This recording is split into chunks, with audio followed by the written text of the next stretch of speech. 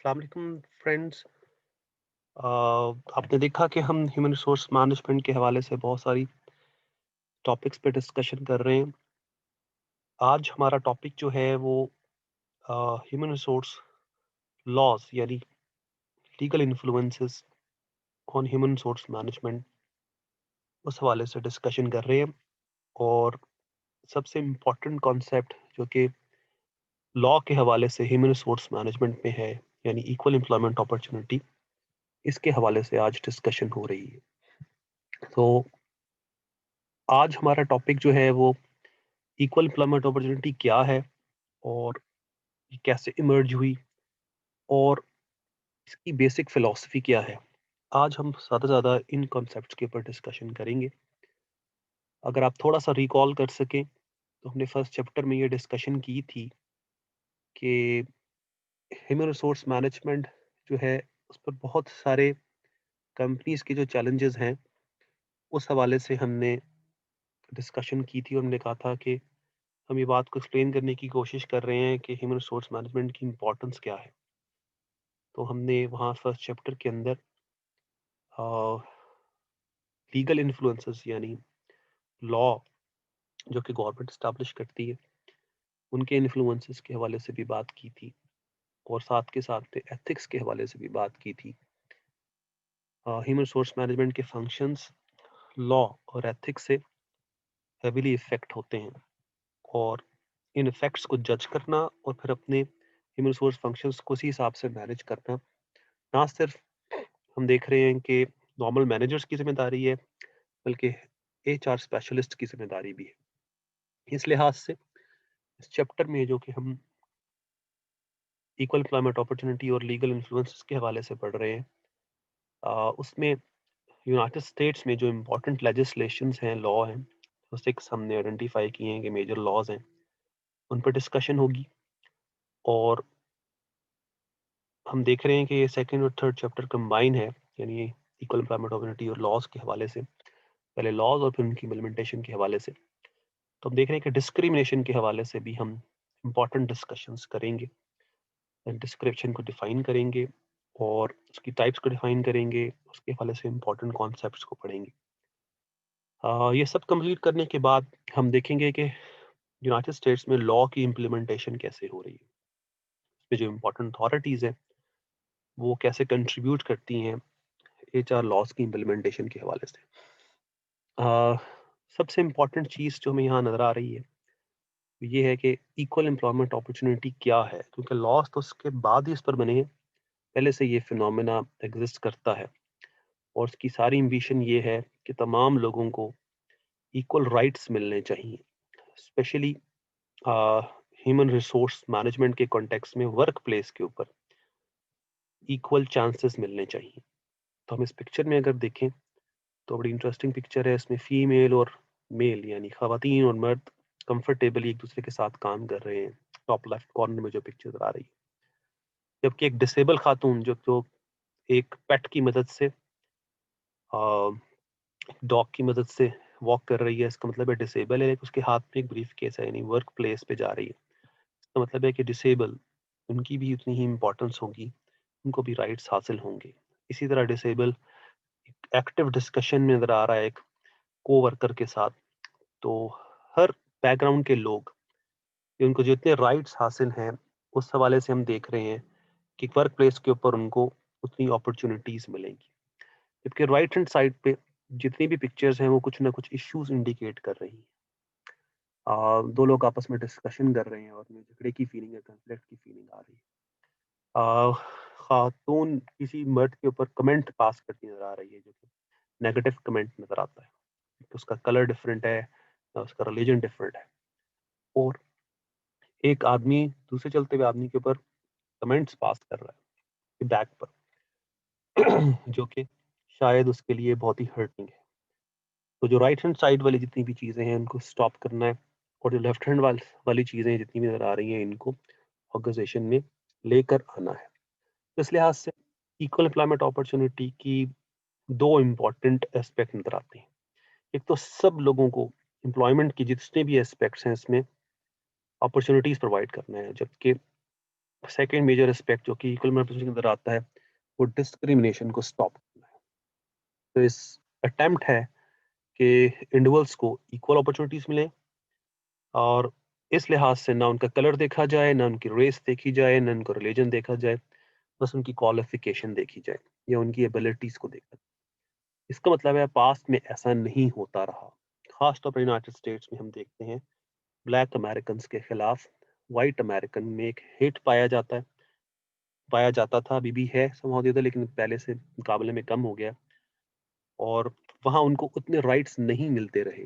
ये American history में clearly है, डॉक्यूमेंटेड है, वीडियोस में मौजूद है कि ब्लैक अमेरिकन के खिलाफ ह्यूज डिस्क्रिमिनेशन होती रही है, और सोसाइटी में एक अनरेस्ट रहा है इस हवाले से। यानी सोसाइटी की हमेशा से ख्वाहिश रही है कि ऐसा ना हो, और लोगों की भी ख्वाहिश रही है, मूवमेंट्स चली हैं, और फिर यूनाइटेड स्टेट्स की गवर्नमेंट ने इसके ऊपर लेजिस्लेशंस यानी लॉज बनाए हैं ताकि इस चीज को रोका जा सके।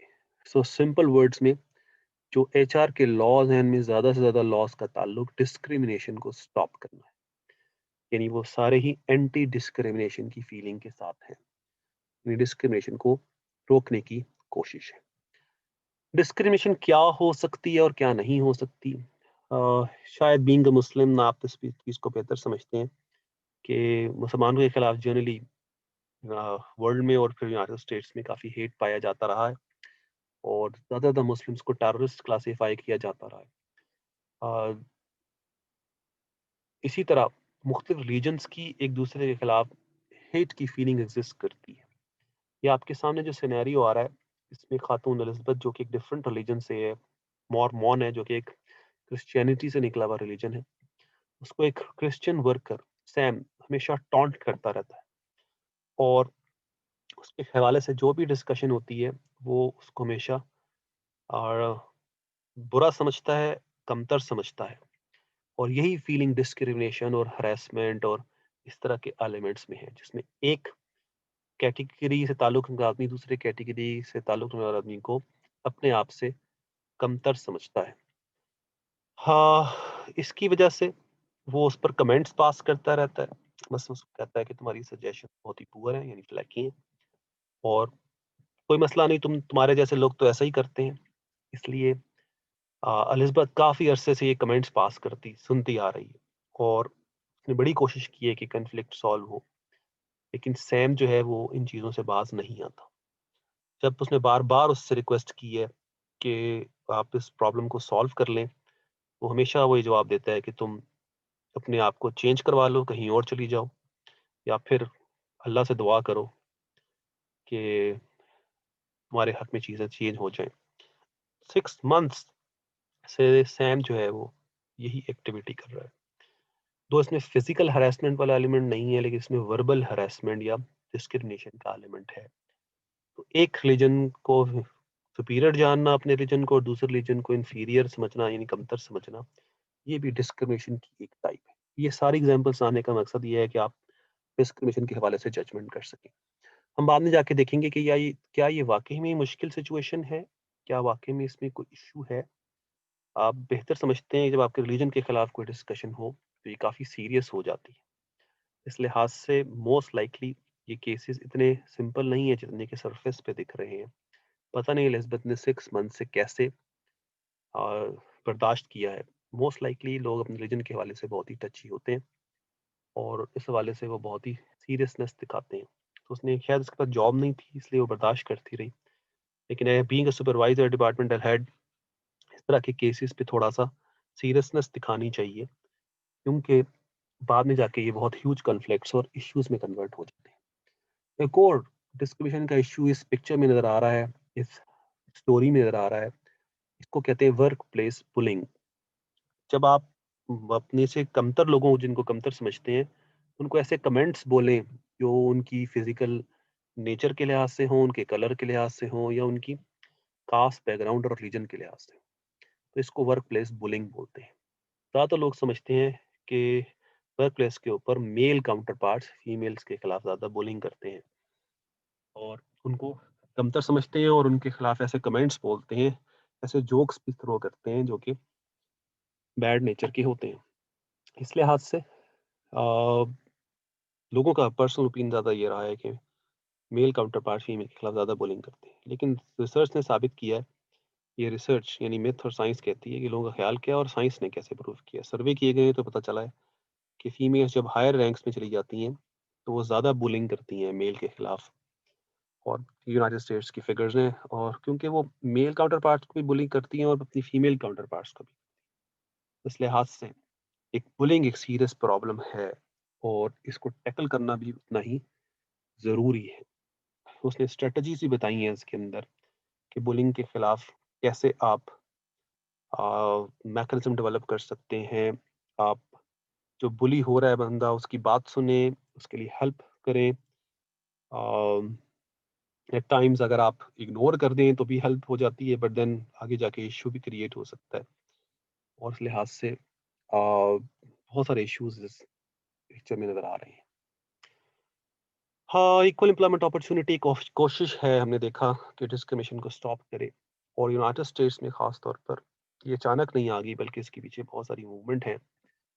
यूनाइटेड स्टेट्स की ओवरऑल सोसाइटी की वैल्यूज चेंज हो रही हैं, चेंज हो चुकी हैं। हमने देखा first black American president Obama serve the term, यानी उसने पूरे 4 साल अपनी टर्म सर्व की।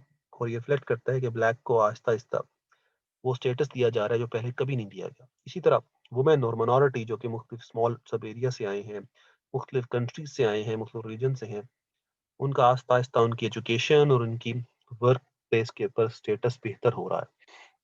इसका मतलब है कि अब आहिस्ता आहिस्ता यूनाइटेड स्टेट्स में इम्प्रूवमेंट आ रही है। इसके साथ साथ जितनी भी रेगुलेशंस हुई हैं, लॉ आए हैं, उनकी भी यही कोशिश रही है कि वर्क प्लेस पे इस तरह के एक्ट्स को स्टॉप किया जाए जिससे डिस्क्रिमिनेशन हो। हाँ, इस पॉइंट पर हम डिस्क्रिमिनेशन को भी डिफाइन कर लेते हैं। डिस्क्रिमिनेशन वो प्रैक्टिस है जो एक ग्रुप को, एक इंडिविजुअल को दूसरे इंडिविजुअल या ग्रुप से डिस्टिंक्ट करती है, और एक को एडवांटेज मिल जाता है और दूसरा डिसएडवांटेज स्टेज पे आता है। यानी व्हाइट अमेरिकन को प्रमोट कर देते हैं और ब्लैक अमेरिकन को प्रमोट नहीं करते।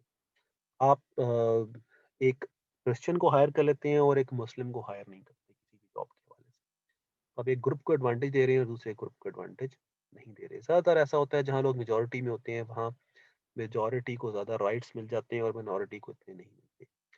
तो डिस्क्रिमिनेशन की जितनी भी टाइप्स हैं उनको स्टॉप करने की कोशिश है इक्वल एम्प्लॉयमेंट अपॉर्चुनिटी के हवाले से। अब सेक्स की बेस पे, रिलीजन की बेस पे, एज की बेस पे, डिसेबिलिटी की बेस पे, बैकग्राउंड की बेस पे, कलर और रेस की बेस पे लोगों को डिफरेंशिएट करें, ये डिस्क्रिमिनेशन है। जैसे कि इस पिक्चर में भी नजर आ रहा है, एज के हिसाब से भी डिस्क्रिमिनेशन होती है। हम देख रहे हैं एक मैनेजर ने एक यंग वर्कर को प्रमोट कर दिया है, जबकि एक सीनियर वर्कर जो कि ओल्ड वुमन नजर आ रही है उसको प्रमोट नहीं किया। वो जहन में सोच रही है कि वो कैसे प्रमोट होगी, वो तो अभी एक वीक ही हुआ है उसको आए हुए, जबकि मैं यहाँ 1 साल से काम कर रही हूँ। तो प्रमोशन के केसेस में अगर आप यंगर एज वाली को प्रमोट कर देते हैं और सीनियर एक्सपीरियंस लोगों को प्रमोट नहीं करते, तो वो डिस्क्रिमिनेशन फील करते हैं।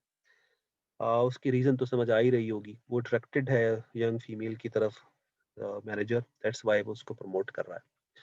सबसे ज़्यादा कॉमन एग्जांपल डिस्क्रिमिनेशन की रेशियल डिस्क्रिमिनेशन है, ब्लैक वर्सेस वाइट। बड़ी स्ट्रॉन्ग हिस्ट्री है यूनाइटेड स्टेट्स में। वाइट अमेरिकन ने हमेशा ब्लैक अमेरिकन के खिलाफ डिस्क्रिमिनेशन की है। वो उनको स्लेव्स बनाकर लाए थे और इस वजह से उनके साथ उस तरीके से ट्रीटमेंट करते थे जिस तरीके से वो अपने काउंटर पार्ट्स के साथ नहीं करते थे।